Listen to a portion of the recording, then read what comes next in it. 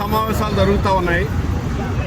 Parliament సమావేశాల్లో ఒక ప్రశ్నకి సమాధానం చెప్పాలని కేంద్ర ప్రభుత్వాన్ని అడుగుతున్నాం. ఒకే ఒక ప్రశ్న, విశాఖ స్టీల్ ప్లాంట్కి సొంత గనులు ఎందుకు లేవు?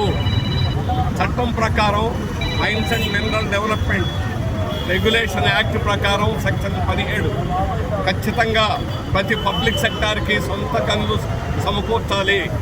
అన్ని పబ్లిక్ సెక్టార్కి బిలాయ్, బొకారో, దుర్గాపూర్ అన్నిటికీ ఉన్నాయి. అలాగే ప్రైవేట్ వాటికి కూడా ఉన్నాయి. వైజాగ్ స్టీల్ ప్లాంట్ ఎందుకు లేదు?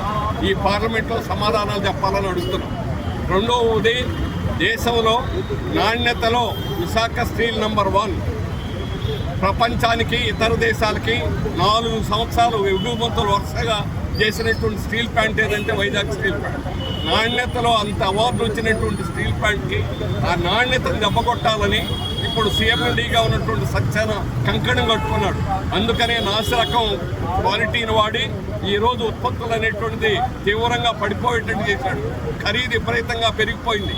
ఖనిజాల ముడి ఖనిజం ఖరీదు 65% నుంచి 64% నుంచి 75% పెరగడానికి ఎవరు కారకులు తేల్చాలి ఇది.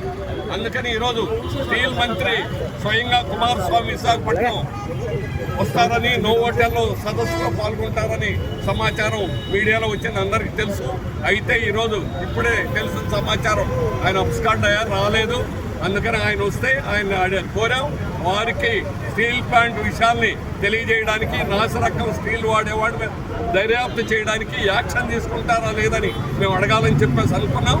కానీ వారు ఈరోజు రాలేదు. అయినా పార్లమెంటు నుంచి దీనికి సమాధానం చెప్పాలని చెప్పేసి కోరుతున్నాం. కార్మికుల మీద కక్ష సాధింపులు చేస్తున్నారు, కార్మికుల మీద ఆరోపణలు చేస్తున్నారు.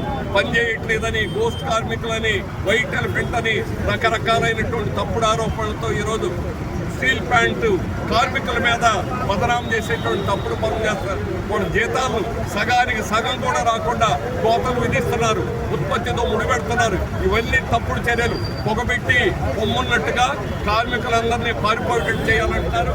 ఇప్పటికే 10,000 మందిని తొలగించారు. నిర్వాసితులు లాంటి వాడు, భూములు కోల్పోయిన వాడు ఈరోజు తీవ్రంగా నష్టపోయి ఈరోజు బదారు పడాల్సినటువంటి పరిస్థితి అనేది ఏర్పడింది. వీటన్నింటికి స్టీల్ మంత్రి సమాధానం చెప్తారా లేదని అడుగుతున్నాం.